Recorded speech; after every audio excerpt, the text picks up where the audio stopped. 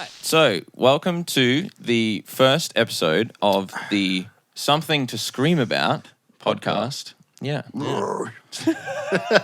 Yeah, Something to Scream About. And we are Distorted Views. So, I am Jordan. I'm drummer, semi-producer.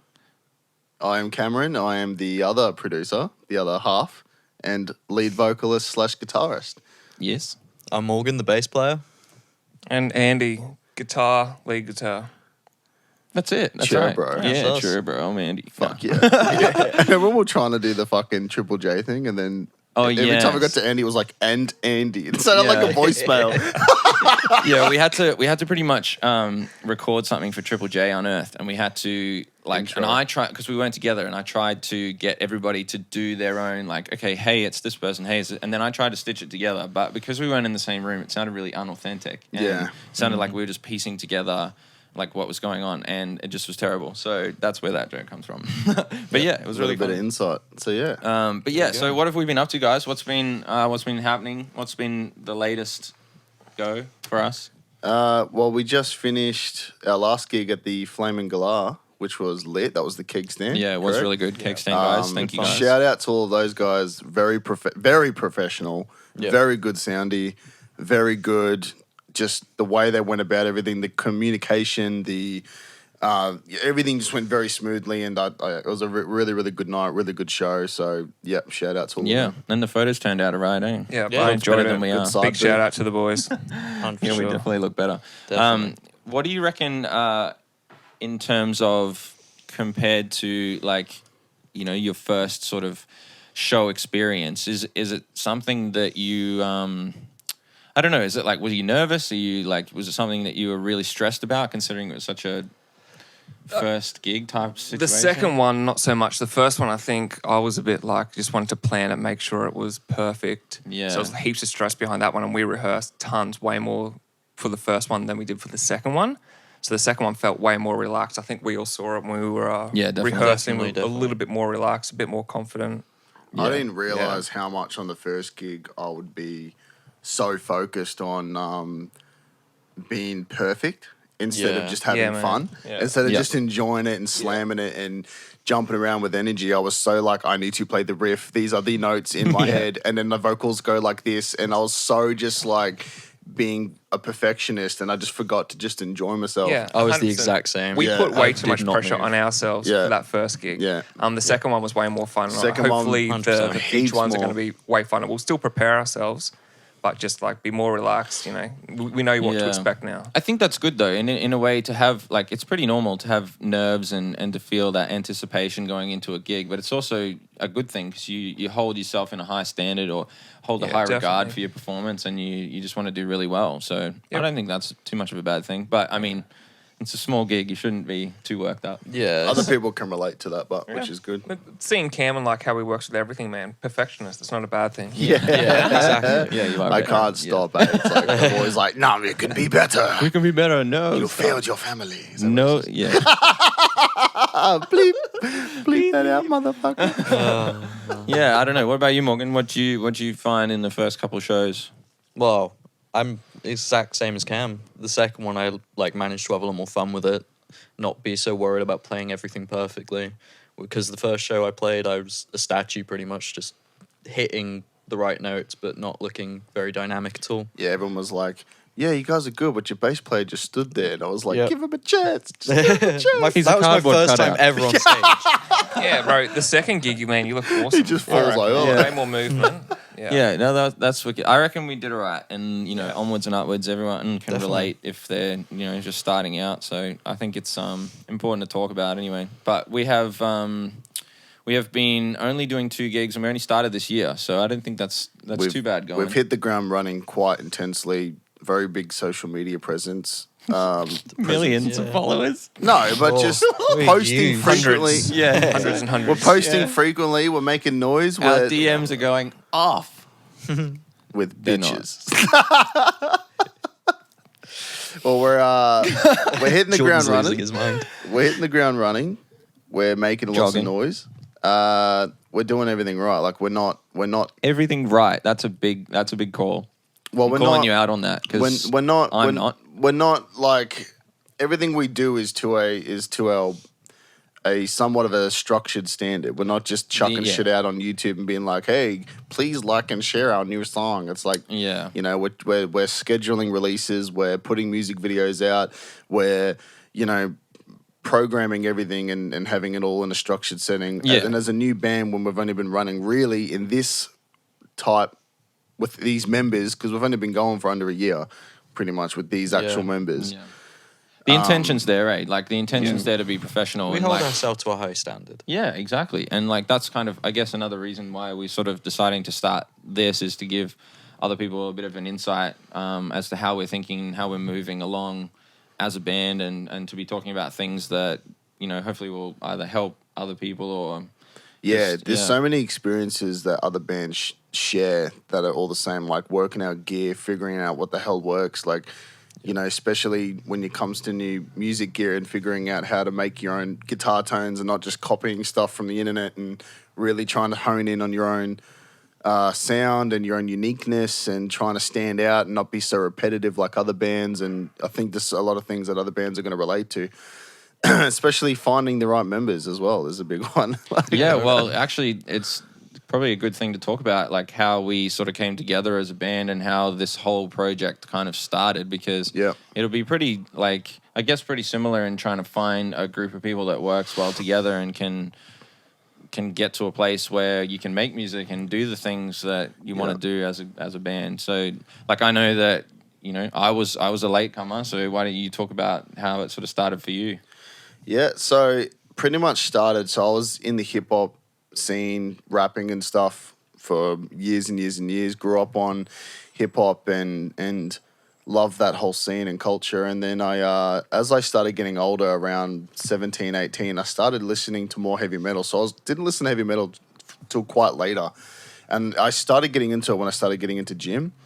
Who were you And listening to back then that was like, Slipknot was my very first. yeah? So and they were like, ooh, yeah, I just metal. remember hearing, Corey Taylor, I think it was Duality. And I was just like, Yes. what is this? song. And then when he started singing Clean, I was like, yo, like, this isn't just rah, rah, rah, rah, rah the whole entire time. I was like, this is actually talent. And the lyrics really struck with me. And Yeah, cool. but I love the intensity behind it. So that's how I started getting into metal. And then I started listening to a whole bunch of other bands. And then I wanted to start making my own I wanted to make like Linkin Park sort of stuff because it was that good mix between rap and metal. And then I met another singer at the time, tried to make it work with them, tried out a lot of different members. And then, you know, I ended up meeting Andy through a mutual friend. And then Andy was a good guitarist. And I was like, sweet. So now we got something. Now we got me because I was a guitarist and a vocalist. So I'm like, cool, now we've got two guitarists. We've got a lead guitar and rhythm guitar. Now we're getting somewhere. And then we tried out a couple different drummers. We tried a couple different bass players. But just as other bands would know, like trying to find the right chemistry is really important. So it's not just like, oh, he plays the bass or he plays drums. Cool, let's get him in. Like there's a personality clashes and there's attitude clashes and there's goals. Like people are in different stages of their life and where they want to be. And then true. we actually got Jordan on originally as the bass player. Yeah, which obviously I would have been way better than you, Morgan.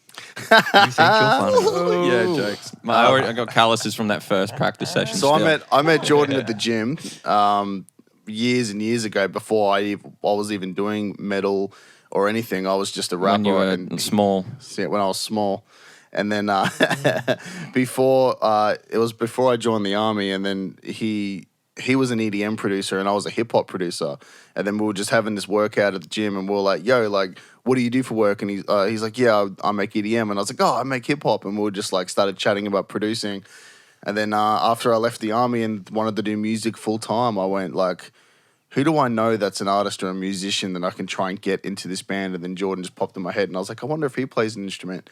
You And were then, sitting in my bam, studio and I saw a bass you guitar in the saw corner. I had a bass in the corner and you're like, do you play bass? And I was like, I dabble. Yeah. I dabble. Dabble. And then I was like, you're officially in the band. Yeah, it's like, that's all I needed to hear. You You're in. were our bass player for 2 months. Yeah, I Yeah. was. I don't think I ever. You never played Played bass once. I don't we think I lost our did. current drummer, and then so we were in the grey area. We didn't have a drummer, He's still alive. and We just apparently, lost him. Jordan plays the drums as well. Yeah, I was like, look. He's come like, on, man. he waits 2 months Yeah. to tell me, oh, I'm actually way better at drums. I've been playing drums in the Olympics and all this other crap. And I'm like, huh? And so at that point, we didn't have a bass player. Yeah. So then So we I had was 2 like, guitars yeah. and a drum. Yeah. So we're like, Drummer. well, we're going to shift him over to the drums now. Waits 2 months to tell me. And then I met Morgan at one of my old jobs when I used to work up in Northside. And then Morgan used to always come out and hang with us and drink with us, yeah? Yeah, I was good friends with these Yeah. two. Morgan drunk just hung around. shenanigans. So Yeah. Morgan was just chilling with us he all was the there time. for a long time, Yeah. just as a mate. just watching Yeah. us. And then eventually we were like, yo, we tried out a bunch of different bass players and just no one really fit the demographic. And then I was just like, I just looked at you one day and I was like, do you want to just learn bass and play? And there it stuck. Yeah. And he's Yeah. like, all right, okay, screw it. Yeah. And then we're like, all right. And I just lent him, no, here, your dad's had a bass or something and you would just started jamming Yeah, out to the we tabs. actually found a bass off of Gumtree. Yeah. And I just learnt on that. It was terrible. It was like this weird shaped Dean. Was that the bass, Dean, yeah. the Razorback, Yeah. the Dimeback Oh my Dean? God. Yeah, and it was so awkward to play, but I mean, it got the job done, and I kept playing you off gotta that. start. You got to start on I just nothing. bounced out some tabs because our bass lines were very easy in our early songs. Like they were just Yeah. freaking zeros and ones and threes and fives. I think the first thing I ever learnt on the bass was the drop to misfit. Yeah. Dun, dun, dun, dun, You probably only Yeah. need one string really if you're playing. Imagine a metal bass player could literally go up there with just one string on, and the rest of them. Like you probably could. Probably. You could make it sound okay. so Yeah. important though. Like that low end is so Yeah, important for a definitely. lot of metal. It's another thing if you ever want to get into mixing is like don't neglect the bass and the low mids because we Yeah. take so many of the low mids out of the lead guitars and rhythm guitars because they're like muddy frequencies. So we got to make sure the bass guitar is really filling those low end bass frequencies and the sub always have the drum kick, Kick drum. this kick drum sub frequencies boosted in EQ because it can really help them punch through the mix. Yeah, they got to sound as one, like guitars and bass. It's just got to sound as one, like fat air Yep. sound. Yeah, and not clashing with each other and scooping Yeah. here and adding there and Well, blah, that's blah, blah. I guess that's kind of it's a good thing to talk about. Meaning, like we do try and do all of our own mixing and stuff, and try and get our sound to a point where like we're still learning, still trying to get all this down, but we're learning how to work together to get both an on stage and an album sound that sounds legit and good across all sorts of different platforms and places. Yeah, that's sort of our unique selling point. I like to think is that we have 2 producers in the band, and we do everything in house. Like our music video, we did in house. We used my camera. Had your brother come in and help us, and we used our houses, and we just grabbed all our own stuff, and we just did it all in house. Wrote the script ourselves, like. Everything was just in-house, and as well as our mixing, mastering, producing, we try to do all of it in-house.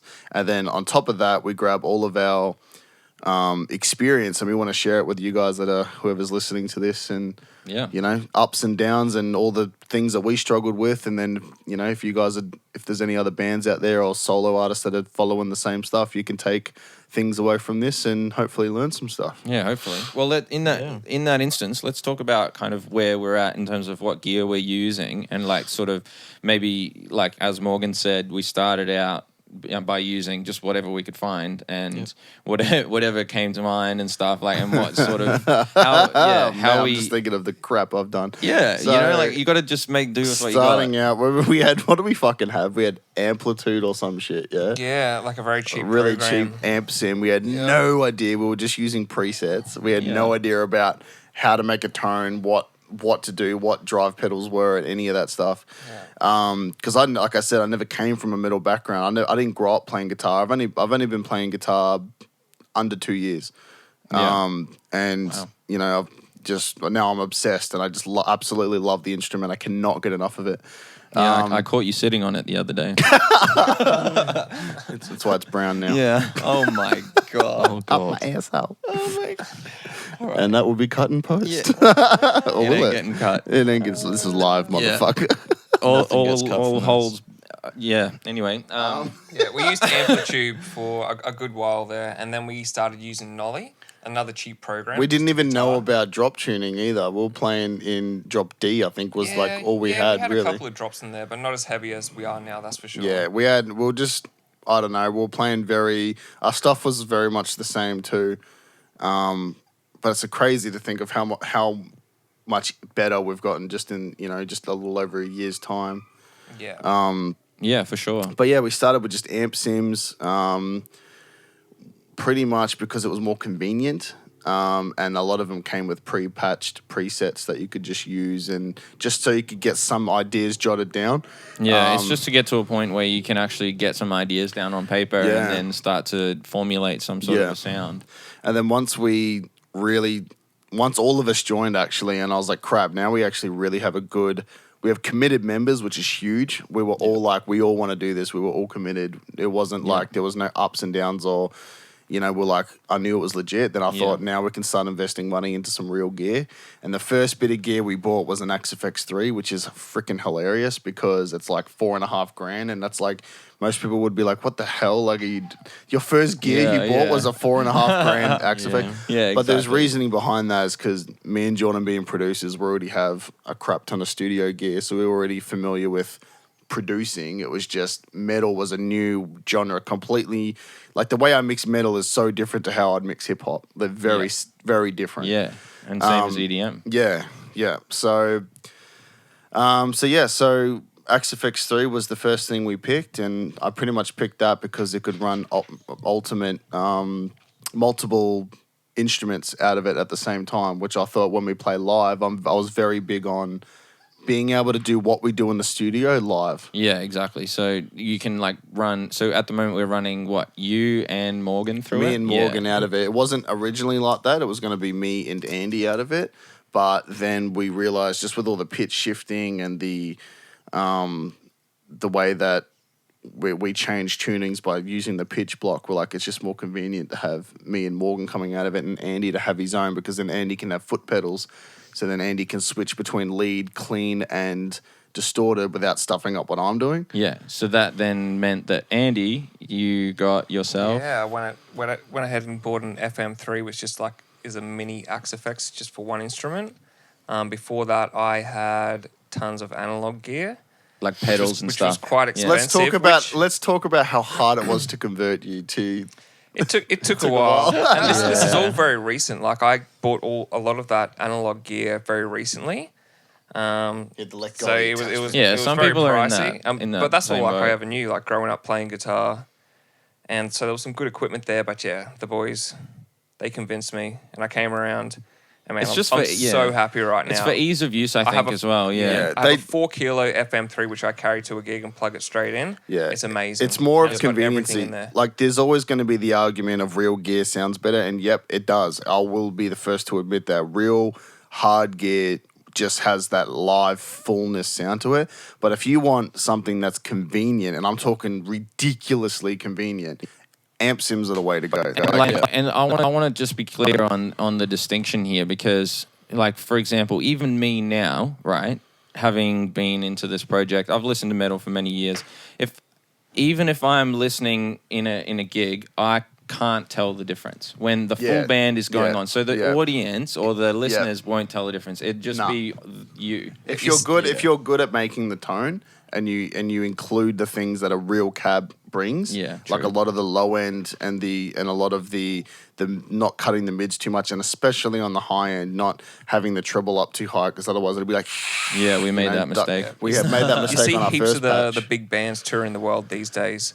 Kempers. Or a couple of years ago, they will use the Kempers, and they also use the Axe-Fx. There's some So real big bands that will Kemper's use just them. another amp sim thing, Yeah, isn't it's it? like So I the assume a competitor lot of of the them- XFX. They'll use the analog in the studio, and when they go Yeah. on the road, they grab the Axe-Fx, they 100%. grab the Kemper. yeah, right. That's pretty smart. That's cool. And we tried doing hard gear, like we had Andy's 4x12 orange cab. And we tried doing the Fredman technique and Yeah, the we two did. microphones on the 45 these degree mics. angle.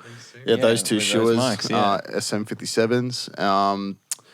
But just the amount of cables flying around everywhere and tossing up here and there and bloody. and making the just same pain in the sound, like arse, the man. consistency and where to put the the mics. cone's got to be in the exact same spot, or Yeah. the tone's different. The gain staging's got to be correct. It's got to be in phase. Like all this crap, dude.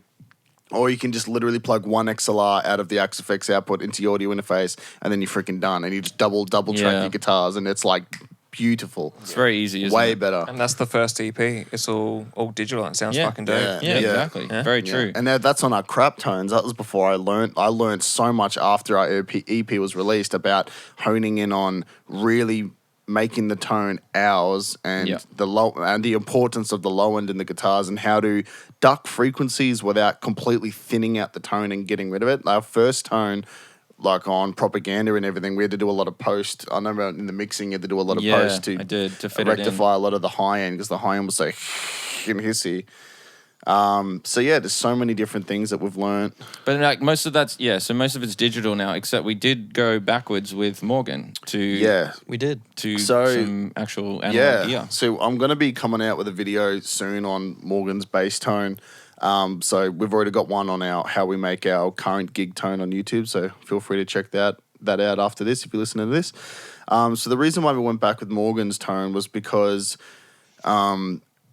the best, well, not the best way, but one of the really good ways of getting a solid metal bass tone is splitting the signal into two signals and having a clean low end that's So it's boosted. like clean DI. Yeah, pretty much clean DI low end. That's all your sub and bass frequencies, and then you split the signal, and then you have a separate layered over the top high end treble that you distort the crap out of, and mids. What sort of cutoffs are you doing in these splits? So, like for example, are you cutting off the sub at 100 hertz or something, and then doing the top pedal. end? The pedal does it for us, so I don't know what the cuts so- are. all right, so but okay. because I'm not doing it on the XFX, the XFX is running as just a head. It's just dry DI.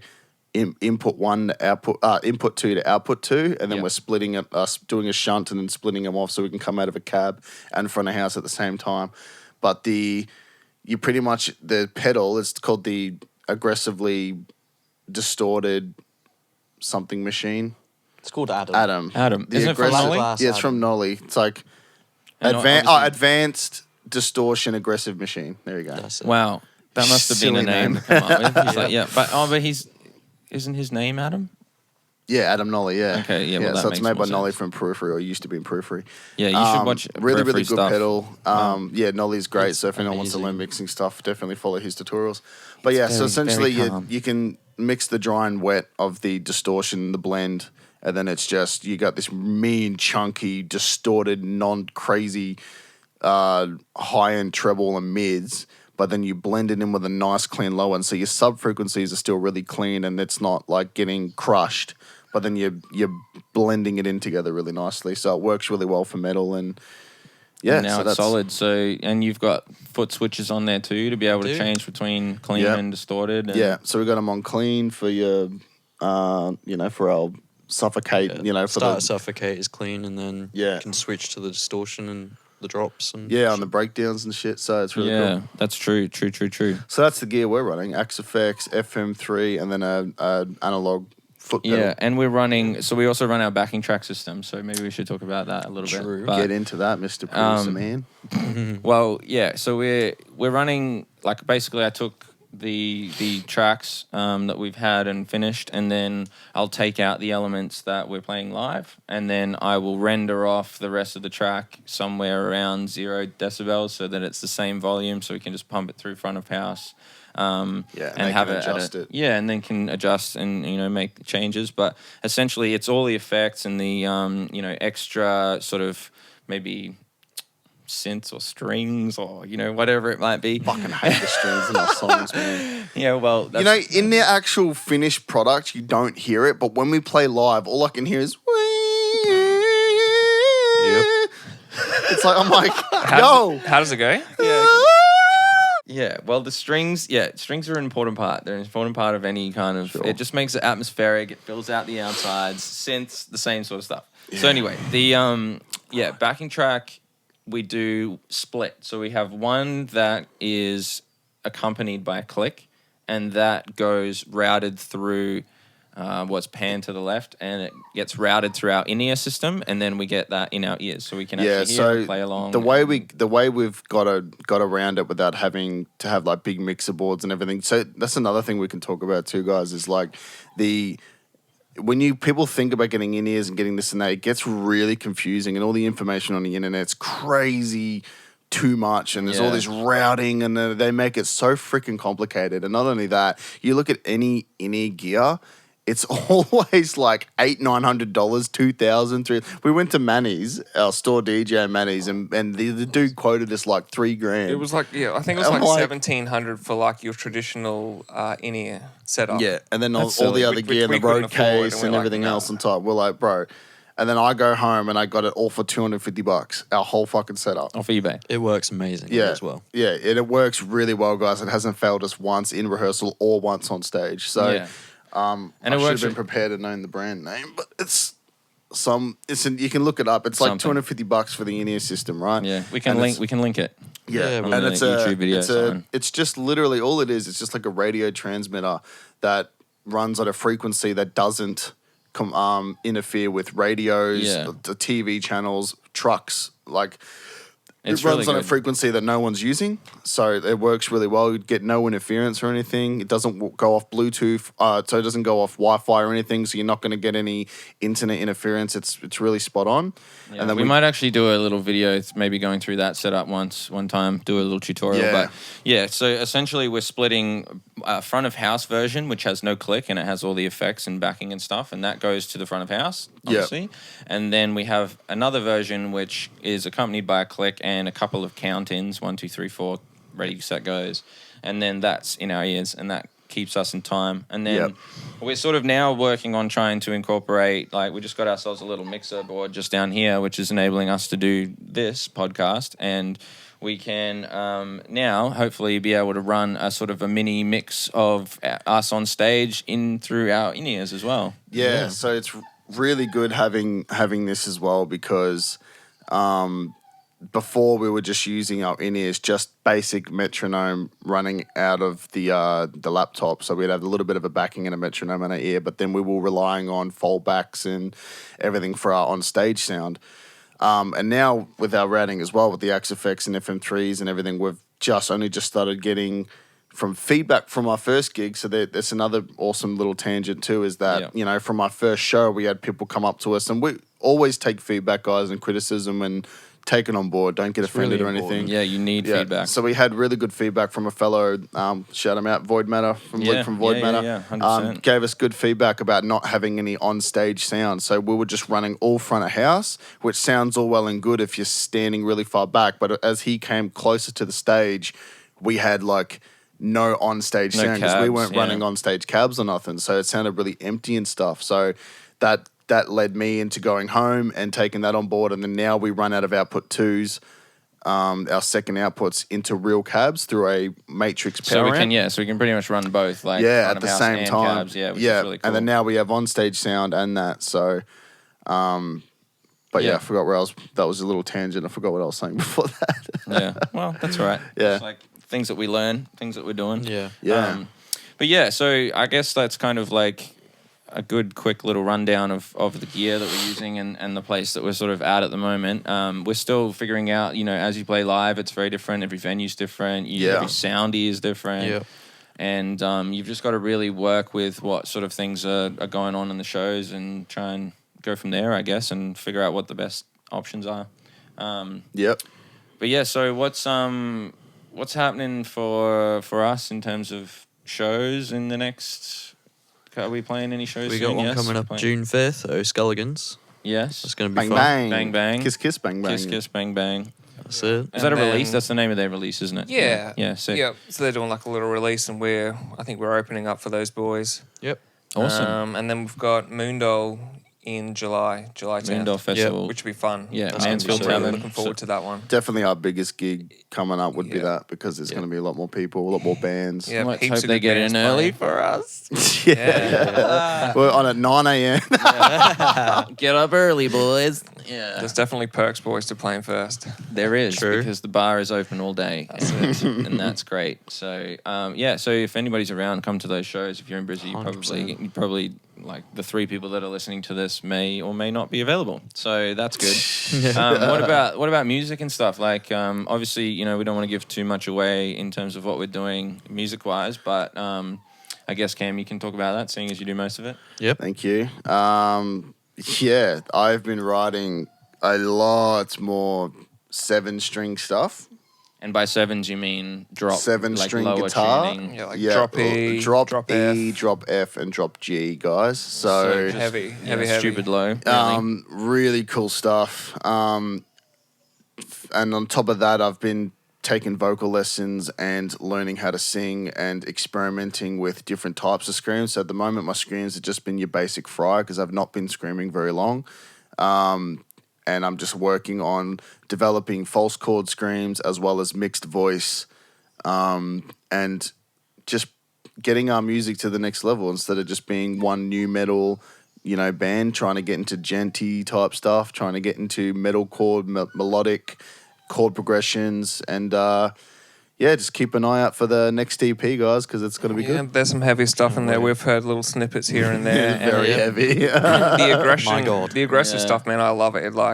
It's amazing. Really good blend too. It's Yeah, not just I blah, absolutely blah, blah, love blah it. the whole time. Yeah, I think that's also important to note is like just from me listening to the stuff that you've been writing and kind of how it's evolving is like you can definitely see all of the influences that that you've listened to or the places that you've come from, both like hip hop, Linkin Park, the stuff you're talking about, and then more genty stuff. Yeah. And then kind of this like super heavy filth. I don't know what else to call it. I like EDM. It's like the Doom soundtrack meets hip hop, meets gent, Yeah. meets Yeah. And metalcore, meets rap. Like, and then we sick. sort of try and incorporate other elements of other Your stuff. EDM in there, man. Like yeah. your EDM background comes in really well with our pads and synths and all these little extra sound effects that people may not initially hear, but they really fill out the song. Like in the end track, it goes a long way. So I think a mix of everyone's background works really, really well. I think even more than that, it's just like a personal creative touch as well. You're thrown into it, so it's not just this genre or that genre. Yeah. It's like, it's you. Yeah, exactly. awesome. It's like that's how you find your sound. Is like you just take the influences that you like, and then start to play around with things, and then you forge your tones, and then even the way you mix it. So like I know a lot of bands that will go to a specific mix engineer for a specific like sound because they like the sound that they have, even though it's still all the tones and the way you sound and play things. Yeah. But there's still like that's how you get to that point where you go, oh, that sounds like those guys because it's got that like authenticity. It's got the same type of sounds and mixing that you see crop up in all of their songs. It gives it that consistency. Oh yeah. So well, I guess we can sort of just wrap it up there for our first little episode. But I guess we're going to be doing more of these. We're going to be talking about some special edition stuff, like basically going into more how we do stuff or talking about topics or things like that. So if anyone has any suggestions for things that we might want to see or listen to from us, be sure to hit us up on socials or let us know in comments, whatever. If you listen to this on a streaming service or something, I don't know, get over to a message. Send us any comments would be good because then we can give us topics to talk about. Exactly. If you have any questions, hit us up, and then the next podcast we'll answer them, and then we can pick the best 2 or 3 comments that we've read and be like and answer it. Shout out to so and so. All right, beautiful. Well, thanks, boys, and we'll wrap it up there. Thanks for listening. Goodbye. Laters. Peace. Bye. Bye. Felicia. Just wake up.